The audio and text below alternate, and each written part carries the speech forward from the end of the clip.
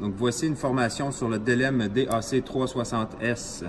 Pour commencer, dans la page des paramètres, si on regarde un petit peu plus bas, ici nous avons le langage 3 étant le français, contraste de l'écran, luminosité de l'écran, et ensuite sélection pouce ou millimètre, 0 étant millimètre et 1 étant pouce.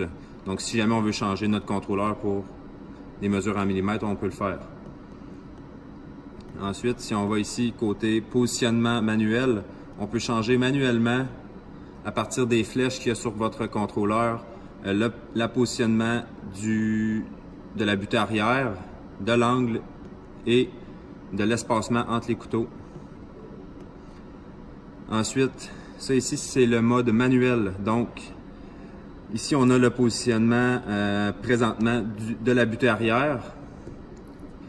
Lorsqu'on veut couper en mode manuel, on a juste à entrer une valeur M pour matériel. 1, ça se trouve être l'acier. 2, l'aluminium. 3, le stainless. Donc si on coupe de l'acier, on marque 1. Ensuite, ça ici, c'est l'épaisseur de notre matériel qu'on a coupé.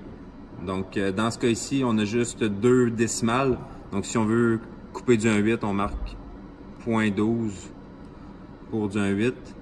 Ça ici, c'est la longueur de coupe. Donc, si on coupe juste sur, on va dire, 20 pouces, on marque 20 pouces. Puis, le couteau ne fera pas une coupe à la longueur du shear. Donc, on est capable de gagner de la vitesse. Ensuite, ici, c'est un espace entre votre bras d'équerrage et votre matériel. Donc, si on marque 20 pouces ici, lui, il va additionner les deux, il va couper sur 40 pouces. Ça, c'est, si on le laisse à 0, c'est le nombre de pièces qui va augmenter, comme on peut voir ici. Si on lui marque un nombre, à la force de coupe, le numéro va descendre. Donc, ça va, rendu à 0, votre contrôleur va arrêter. Positionnement de l'axe X qui se trouve être votre butée, la distance que vous voulez couper.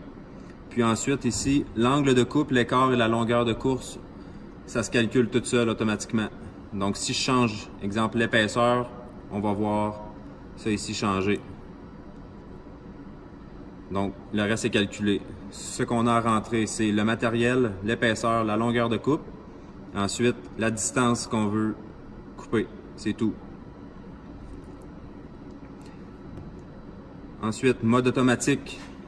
Dans le mode automatique, on peut lui rentrer plusieurs longueurs de coupe, comme on peut voir ici, donc 15, 32, 25. Après chaque coupe, la butée arrière va se déplacer à la longueur de la coupe précédente. Donc, ça ici, c'est comme le mode manuel. Il faut rentrer le matériel, l'épaisseur, la longueur. Ça ici, excusez-moi, c'est le offset. Donc, si on n'est pas contre notre bras d'équerrage. Ensuite, pour chaque pli, il faut rentrer la distance qu'on veut couper, notre longueur de coupe, le nombre de cycles, ça se trouve être combien de fois qu'il va répéter la ligne. Donc, si on marque 2, il va répéter 2 fois la ligne 1. L'angle et l'espace entre les couteaux. Et ça ici, ça le calcule automatique. C'est quand on change notre épaisseur, notre matériel. Donc, dans ce cas-ci, on avait déjà 3 plis, trois coupes. Donc, si on veut rajouter une autre coupe, on s'en va sur la dernière coupe, 3 exemple. Sur le chiffre, on fait Enter. Ça rajoute une 4e coupe. On nous reste juste à rentrer notre back gauge, la butée arrière, la distance, puis le reste est calculé automatiquement. Ensuite, ça ici, ça se trouve être le programme numéro 3 comme on peut voir. Si on s'en va dans la filière ici, on peut voir que pour l'instant, on a juste 3 programmes.